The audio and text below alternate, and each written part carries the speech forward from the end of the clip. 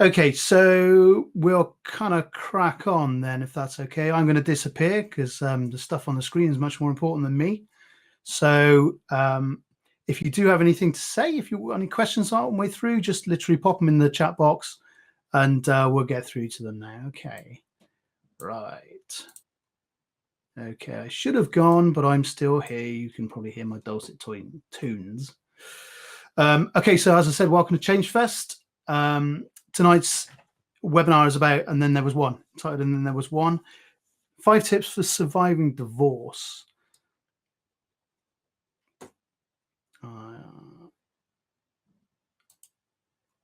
So your speaker today is my good self. I'm Simon Walker. I'm from Firecracker Coaching. I'm a coach, I'm a hypnotherapist, and I'm an NLP master practitioner.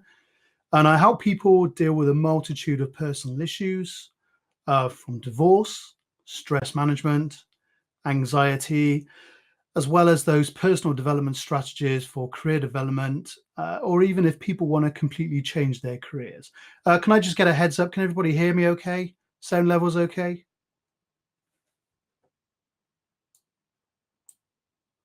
Good, excellent. Excellent, loud and clear. Good, that's what we like to hear. I used to work with large teams in IT companies in a variety of different sectors. And from that, I had a fascination with the way people thought. And I found that if I could understand this, then I could help people with their blocks and help them to perform at a much higher level in their jobs. So I'm proud to say that wherever I stayed, whether I stayed somewhere 6 months or 6 years, I always left it better than I found it. And on a personal note, I'm divorced myself. And the tips that I garnered here tonight, I found useful. And after a few months of past couple of months, I've been honing them down to these sort of 5 tips tonight. So at the end of this session as well, I'm going to give you a special offer and a bonus. Thank you for attending. Thank you for watching. And thank you for giving me your time. So as I said, I've been fortunate enough in the past to work with some truly gifted people. People who understood that they were at that point in their life, and that point in their life was not who they wanted to be. And they didn't really know how to get from here to there, from A to B. I read a great quote this morning, which was just beautifully timed for tonight. And it is, you cannot change your destination overnight, but you can change your direction.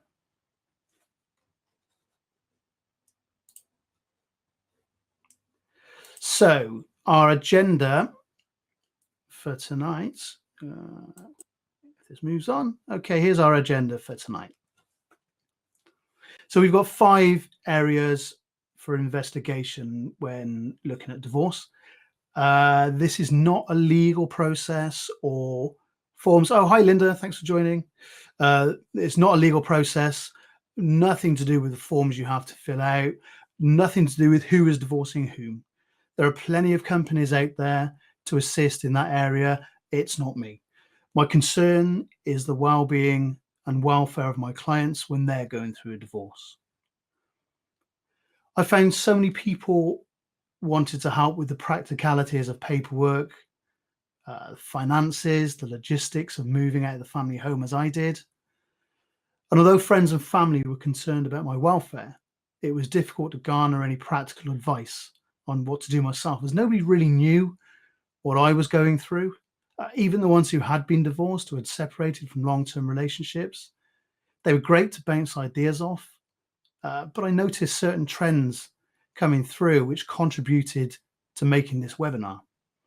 So this is my version of what needs to be addressed on a mental level. And we'll put some perspective on certain elements of being in that maelstrom of divorce and how you can change your perspective on it. So we've got focusing on the haves. It's really important that even in the darkest hours, we remember what we actually do have. We've got changing our thoughts, how your thoughts affect you on all levels and at all times. And most importantly, how you can change them. How your environment affects you and what you can do to master it. Your beliefs and why they sometimes lie, and how certain ways you think and what you believe are like ripples in the pond of your life. And learning from now and learning in the future, how to see where you are now and how to get to where you dream of in the future. And if you have any questions as we go along, please just chuck them in the chat window and I'll answer them when I can.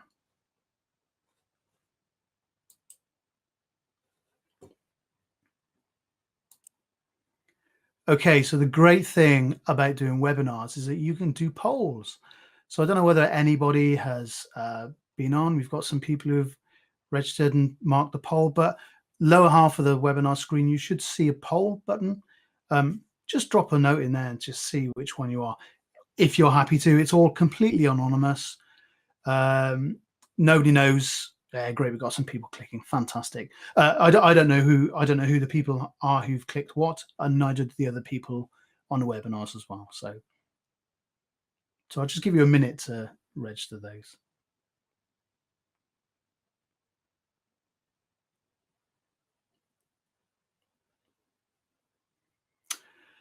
So we've got a good mix of people coming through as well. We've got some people who are divorced over 12 months, people who are divorced less than 12 months, and we've got some people who are currently going through a divorce as well. Good. And we've got some other people who are not of the above. This is going to help those people who are not going through divorce. This is going to help you with identifying possible areas of your life that also may need addressing, or may help you if you've been in long-term relationships before. Also, you'll have the possibility to share that later if you think it may help others going through a divorce, or if you hear friends who may potentially think about getting divorced, please share the webinar. Hopefully share these tips out with them as well. Okay.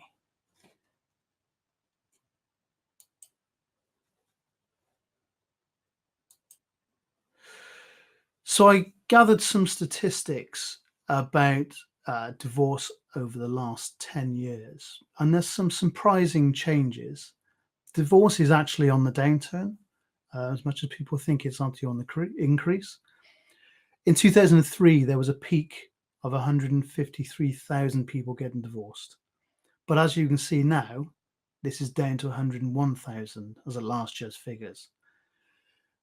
And you can probably appreciate as well that these figures now include same-sex marriages as well. So we didn't have those figures to hand before. They didn't really get registered by the Office of National Statistics.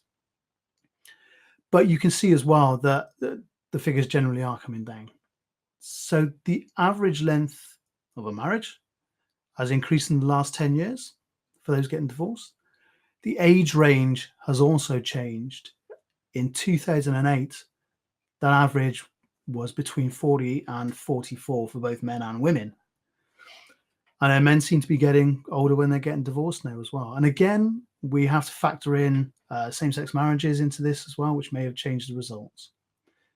But the biggest thing that really hasn't changed is the fact that the biggest cause for divorce and the biggest reason cited for divorce is unreasonable behavior. Unreasonable behavior, I found out, covers actually quite a multitude of areas. It covers unreasonable and lack of emotional support. It covers violence and physical abuse. It covers verbal abuse as well. It also covers financial irresponsibility. So I think they cited it as failure to support the family or failure to support any household costs. There's also a lack of support in general. These are all listings from the ONS, by the way, on the statistics. Gambling on a frequent basis or creating debt without the other person's knowledge. Drug and alcohol abuse. A refusal to discuss work or work on issues within the marriage. Not wanting to engage in any sexual or physical relations. And limited socializing. That actually happens to be quite a big factor for unreasonable behavior, was limited socializing as a couple. But as I said, the stats are coming down, definitely.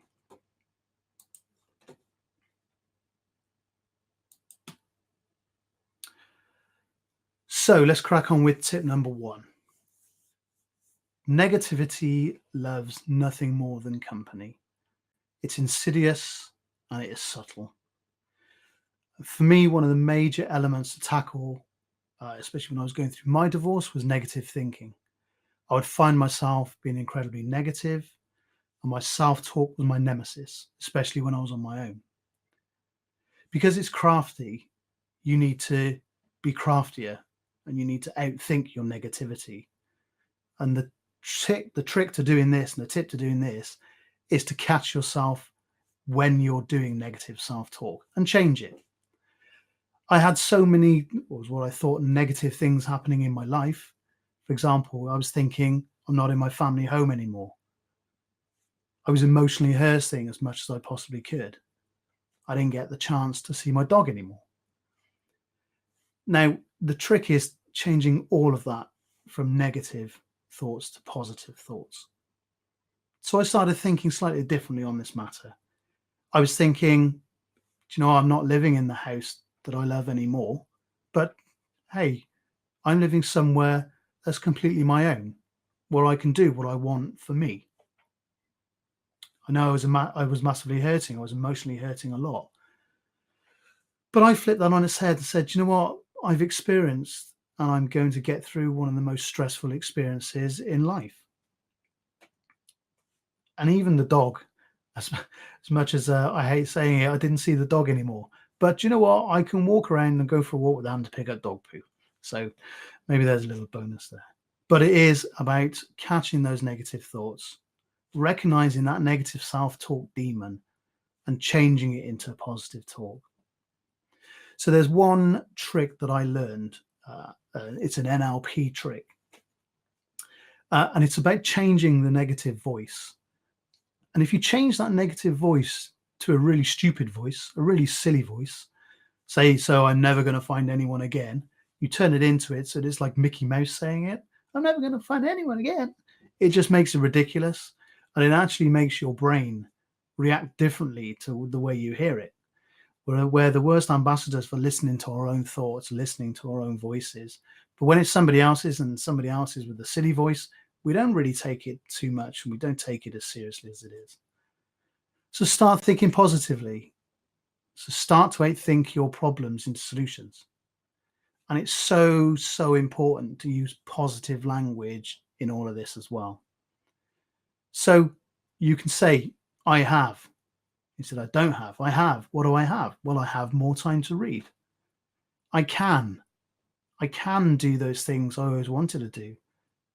Play more golf, dance more, go to the cinema to watch superhero films. And I will learn a new skill completely unrelated to my old married life. That is just for me. And I am is one of the most important ones ever. I am someone new. I am learning new things about myself, and I am a person with a different experience in life. Also, talk to someone. They can be the difference between you being stuck in a loop or not. It doesn't have to be professional. Realize that this is a stepping stone of intention to claim your life and identity back. Gratitude is also so, so important. Start to practice gratitude on a daily basis. Be thankful for 10 things every day. Start a gratitude journal. If you get stuck, just be grateful for breathing in and out. Be grateful. You can write in an actual journal. You can buy an actual journal or just use your phone and keep notes. The intention of the gratitude is what it's all about. And again, it's a really good way of recognizing and using the positive language. So instead of saying, oh, I'm grateful, I don't have to put up with the arguments anymore, say, you know what? I'm grateful for having some silence to be able to think on a daily basis. If you get stuck, think about the things that mean you are here right now. I'm grateful for having eyes to see. I'm grateful for a roof over my head. I'm grateful for blood running through my veins. I'm grateful for a cup of tea. Instantly, I gave up sugar recently, and this one has made me particularly grateful. But you get the idea. Your positive mindset makes you focus on a positive outcome. If I was the unluckiest guy on earth, I'd find somebody to make a documentary about me. There's always something to be grateful about.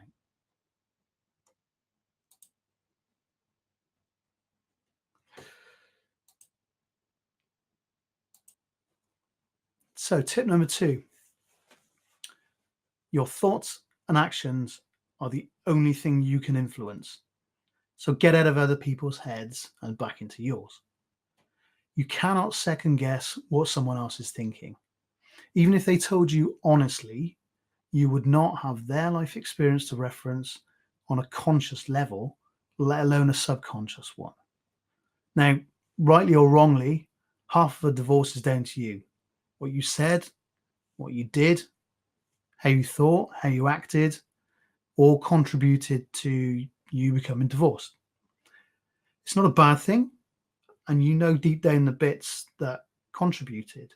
I certainly know I do. But the other person contributed their part as well.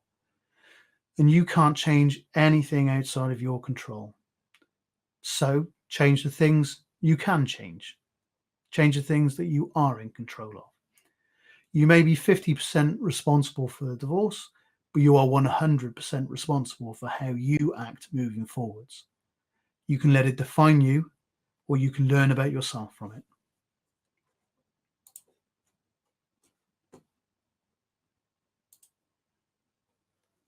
What do you see? We take in 2 million bits of information every second from all of our senses. Take a look around you right now. In a blink of your eye, what you experience is run through our physical systems, our eyes, our ears, our language systems, our thoughts, our beliefs, our understanding, and our presuppositions. We then delete parts of that information. If it's a carpet, do we assume it's soft because carpets are supposed to be? We generalize. Well, is it a blue carpet? Or is it actually thousands of different shades of blue? Or is it a bit grey as well? We then run this information through our experiences to see if we've encountered it before. I've sat on the carpet before and it was comfortable or it was uncomfortable. I remember the salesman saying it was a lovely carpet. I remember when there was no carpet and it was a cold, hard floor. We run this through our belief systems as well. Carpets are soft and warm. The salesman said so, so they must be. We run it through our values.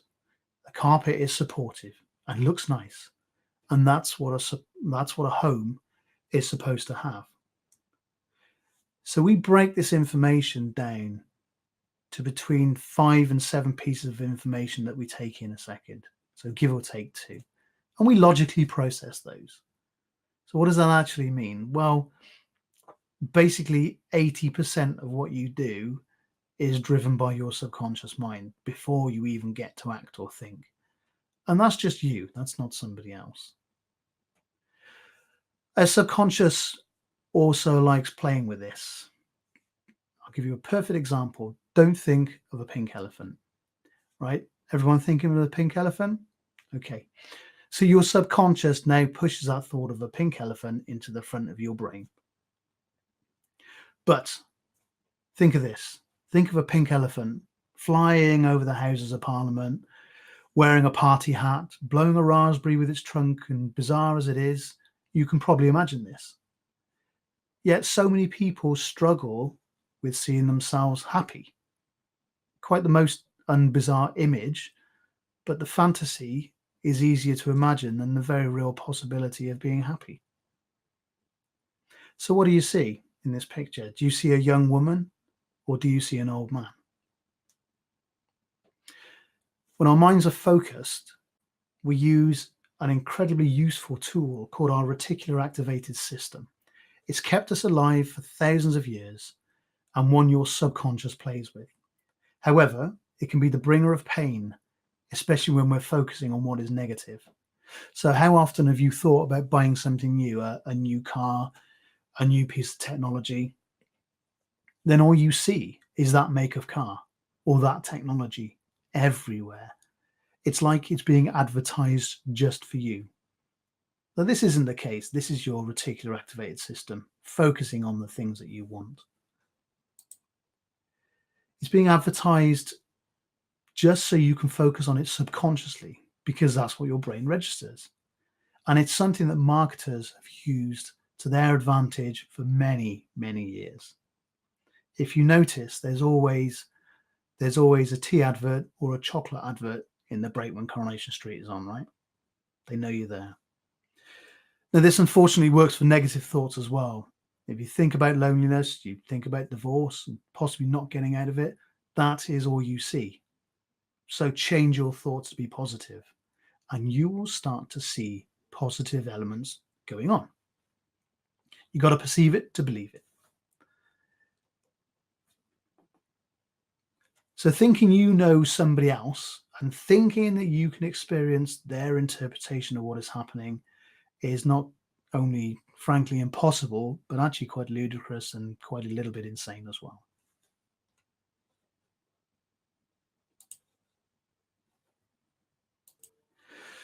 So your environment, tip number 3, is incredibly important. It shapes you. It's a fundamental element, and especially one that is changed when you go through a divorce. No matter if you stay in the same house initially, the same environment, the atmosphere changes, and at a core level, it's a psychological requirement. We're social creatures, and we love connection. It's one of the greatest social elements that's affected, and from an intimate level to a complete social and even a tribal level as well.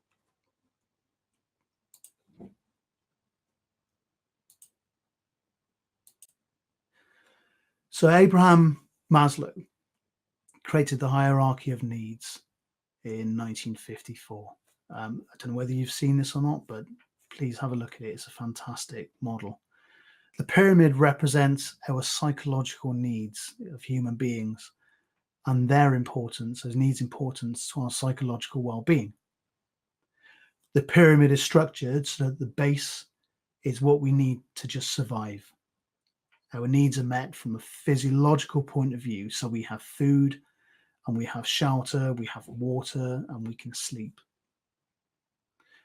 Now, as you probably look up and down the pyramid, you can realize that divorce can affect every level of this. And especially if that base has been affected, then the rest of the pyramid is affected as well. Having to move out of a home, there's a threat to the safety, your job is affected due to stress, and your stress and health and well-being is affected. It all plays a role in the divorcee. And as you move into somewhere new, you might go a different way to work or to a different shop.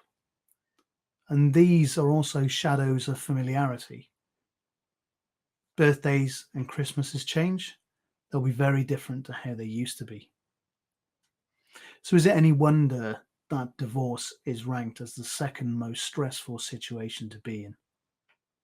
And in that top 10, there's financial problems and moving house ranked as 6 and 7. Therefore, you've got 3 out of the 10 most stressful situations to deal with. But you can control your perception of your environment. So I remember my first Christmas on my own. I had to buy a little fake tree and some decorations.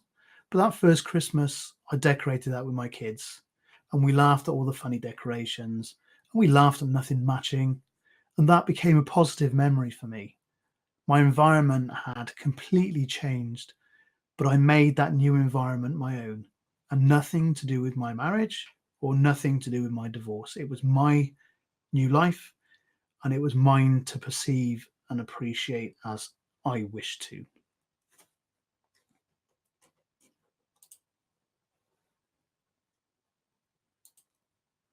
So tip number 4, Your beliefs and why they lie. Well, probably one of the hardest elements of this change is on your identity. Basically, a part of who you are is gone. The partner in that relationship is not the person you are anymore. And this can be incredibly challenging. Friendships change. People do take sides, despite assurances that you may have been given. And again, you have to appreciate they are going through their own version of your divorce. And this is something I found really bizarre, but there were times when friends and family were more upset than I was, which was just a little bit weird. But by our nature and by society, we are critical of ourselves. We're judging. And we often ask ourselves the question of how we got here and what we did to deserve this. As social media is great at reminding us of this as well. I had a fantastic conversation with a friend of mine who was having a vasectomy, strangely enough. And I asked him if he was okay about it. And he said, yeah, but he was trying to find the Facebook group of people just saying how great theirs had gone. But all he could find out was people moaning about how bad it was, understandably.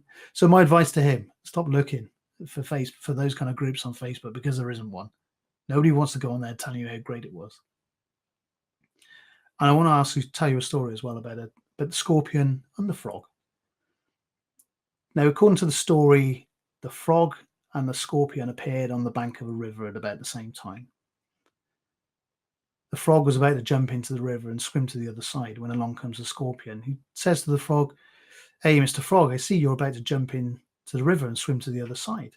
Since I'm a scorpion and cannot swim, would you let me hop on your back and then swim across the river and deposit me on the other side? I would be ever so grateful."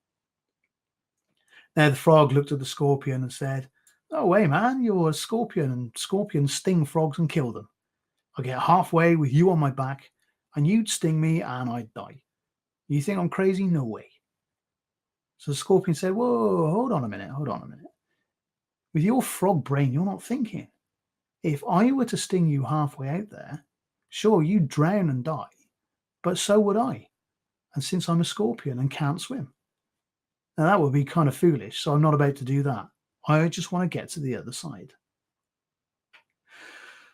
So the frog considered the scorpion's reasoning and said, "Well, do you know what? That kind of makes sense. Hop on." Now, according to the story, the scorpion gets onto the frog's back. So they start across the river. And sure enough, halfway across the river, the scorpion stings the frog. So they're now both about to be drowned. Now, the frog can't believe what's happened. He says to the scorpion, "Oh, why did you do that? Why did you sting me? I'm about to die and drown, but so are you. Why'd you do it?" Well, and the scorpion says, "Because it's in my nature. I'm a scorpion." So if you recognize a pattern in your beliefs, then explore it some further, explore it some more. If this isn't your first rodeo with divorce or long-term relationships, then explore that with openness and kindness. Allow yourself to be inquisitive. Is there a reason why, for example, you may be attracted to people who like confrontation or who may cheat? Do you always go silent or something when money is talked about? If you've been called selfish or childish, well, what does that actually mean to you? Explore these beliefs in your life for you and not for anyone else. Understand what makes you tick before you try to understand others. For me personally, I've got a bit of a hero mentality. I want to save everyone. It wasn't until I started exploring my past that I found it's linked to areas of my childhood and even through to me being the victim in an armed robbery when I was younger.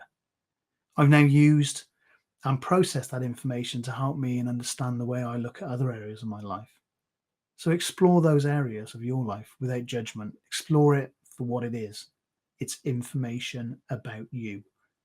Now, that information can be changed as well, and that information can be used to your advantage. Your past can hold you back, or it can propel you forwards. It's up to you. And by the way, The now has just gone, and I bet we didn't even stop to enjoy it. Remember that the definition of insanity is doing the same thing over and over again, expecting different results. And as I said, if this isn't your first rodeo, then explore that gently and seek out to understand it. We are quick to point out who we are, but really slow to see who we can truly be. So hopefully you can see that you will never be able to fully understand the other person's experiences, but you can certainly appreciate their perspective. Not agree with it, but appreciate it.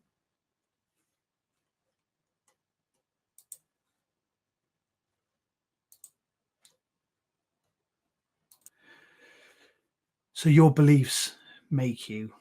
What you believe about this situation is yours and yours alone. I can highly recommend learning to meditate to help process in that non-judgmental way everything that's going on. Because when you're getting divorced or going through it, or even afterwards, there is a lot going on. If you're spiritual, take comfort in that. Learn to recognize your emotions rather than the other way around. As in the conflict between emotion and logic, emotion always wins. Practice forgiveness.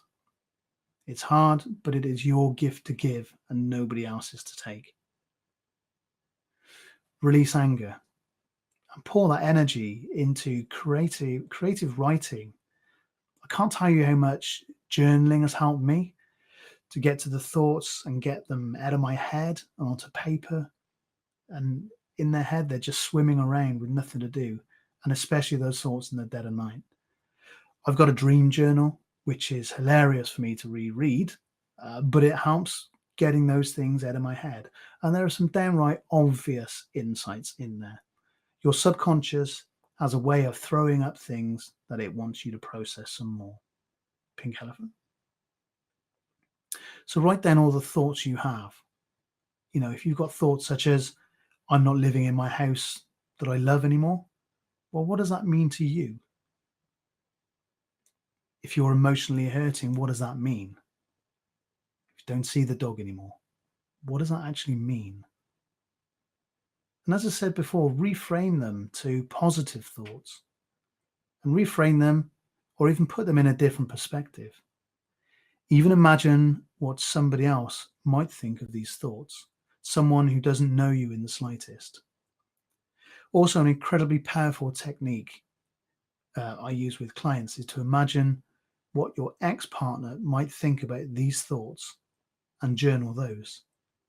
There have been some fantastic insights when I've used this with clients, and clients have had some amazing breakthroughs just by changing their perspective. Personally, I make meditation part of my daily practice. I cannot recommend it enough. If you don't know how to do it, then there's a fantastic webinar being run by Lenka Hanslova of our Change Fest crew. And that's meditations for slowing the mind in a fast-paced world. It's an absolute must for getting out of your headspace and getting some control back. Also, coming up, Natalie Ria's webinar on the 12th of Feb is called Love Inside and Out.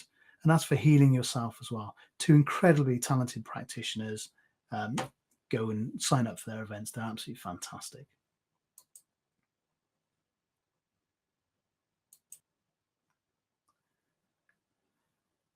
So there's a great saying in NLP, which is there is no failure, only feedback.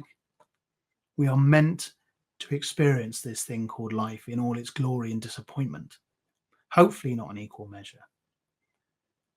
So read more books, help other people, let your mess be your message.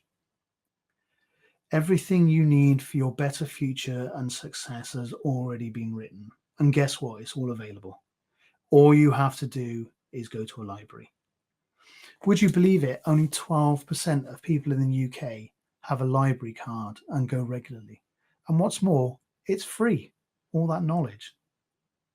So my own life was completely transformed because of inspiring and encouraging words that I've read in books. I absorbed and still keep absorbing all that I can so that I can grow myself to be all that I can be. So learn from what you've gone through, for you first and foremost. Find and banish your demons. As William Shakespeare said, the meaning of life is to find your gift. The purpose of life is to give it away. There are some great books. If you need them, if you haven't already read them, there's a fantastic book called Divorce, a Love Story by Jonathan Weiler and Anne Menkins. And there's another great author, Andrew G. Marshall. He's a relational therapist as well. And he's just got some great books on dealing with divorce and dealing with relationships. And basically, there is so much to learn. Do something new. Learn as much as you can. Do you know that 90% of houses over £500,000 have libraries in them? If that doesn't tell you something about the power of reading, I do not know what does. And scientists have now proved that our brains continue to learn up until the moment we die. So there was a thought that we lost our ability to form new synapses the older we got, but this just is not true. There's a new branch of neuroscience looking at what's called neuroplasticity, the ability for our brains to change with learning. A study was completed of London taxi drivers, and neurosurgeons found that in London cabbies, their hippocampus, which is the bit responsible for memory, emotions and motivation, was found to be on average 3 times larger than that of the average person in the street. Now, interestingly, they also performed the study again on cabbies who had retired, and their hippocampus started shrinking the less driving and taxi work they did. So the less they were using their memory, the less they were learning, their brains actually started shrinking. So our brains are flexing and morphing all the time with the information we provide them. So if you don't use it, you might lose it. But you might lose your way around the streets of London. Now, knowledge is a fantastic medium for also increasing your social skills, your health, your wealth, and your well-being. If you are seen as knowledgeable, then people seek you out. So if you're feeling lonely, learn more. I mean, if nothing else, you'll be a hit on the quiz team down the pub.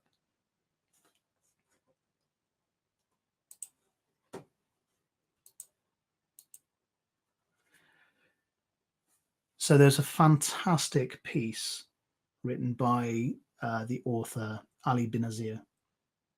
And this is a statistical display of the odds of us existing. So what are the odds of your parents meeting? So the amount of people your parents met over the course of, say, 25 years, approximately 1 in 20,000. So the probability of them staying together long enough to have kids, probably nearer 1 in 2,000. So the combined odds are at the moment 1 in 40 million, which is about the population of California or 5 times the population of London. So now the numbers are going to get a bit weird and a bit big. So women average about 100,000 eggs in a lifetime, and men produce about 4 trillion sperm over that time. Now, the odds of you being born over your brother or sister are then 1 in 400 quadrillion. But that's about the same as the cubic meters of water in the Atlantic Ocean, if you're interested. And so your existence presupposes another chain of events in that every one of your ancestors lived and reproduced to make you, all the way back to the first single-cell organism on Earth, approximately 4 billion years ago.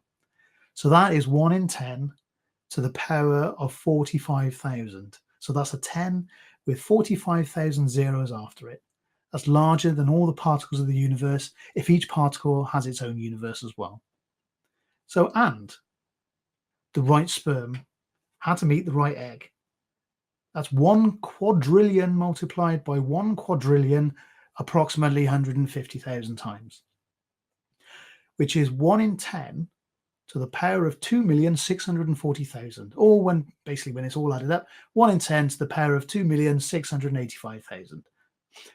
So by comparison, the number of atoms in the average person is 10 to the power of 27. The number of atoms making up the Earth is 10 to the power of 50. And the number of atoms making up the universe is 10 to the power of 80. So if you want to think of it a bit more like this, it's like 2 million people getting together to play a game of dice with a dice that has a trillion sides, and every single one of them rolling the same exact number. So if you think you're not special, just think again.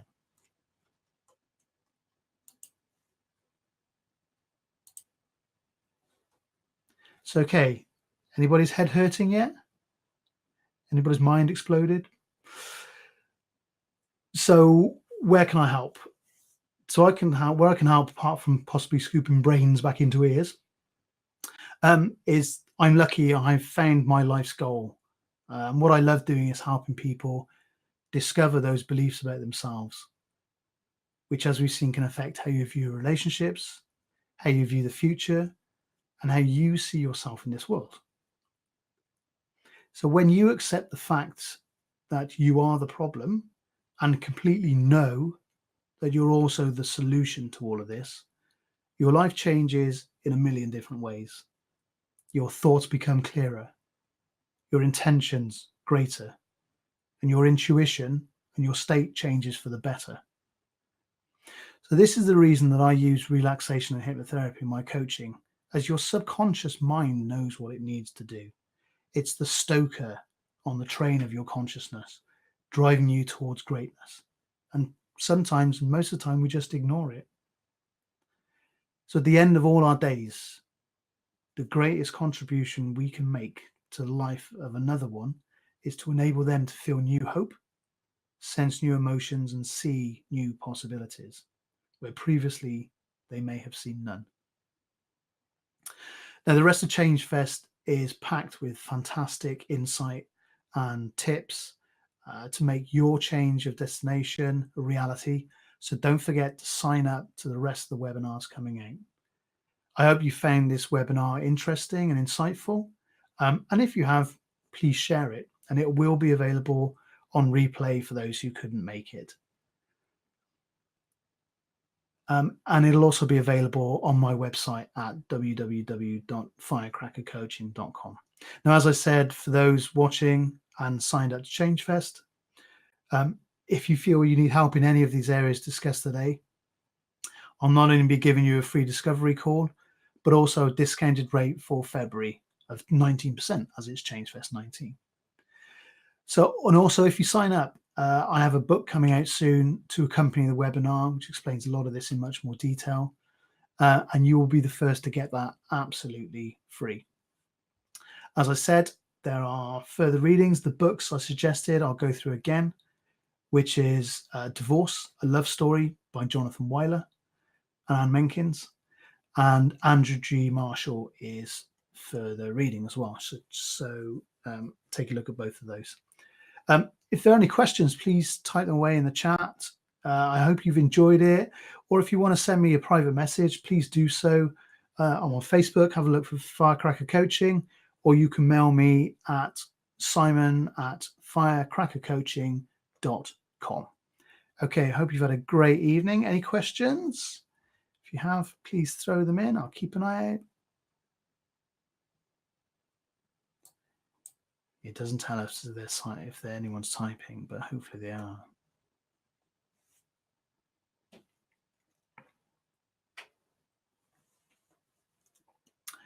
No, okay. Well, as I said, thank you, Gary. Really appreciate it. If you do want to DM me, more than can. Facebook, Firecracker Coaching on Facebook. Please do. Glad you enjoyed it, though. Okay, enjoy the rest of Change Fest and sign up for everything. It's great. Okay, cheers all. Have a lovely rest of the day. Thanks.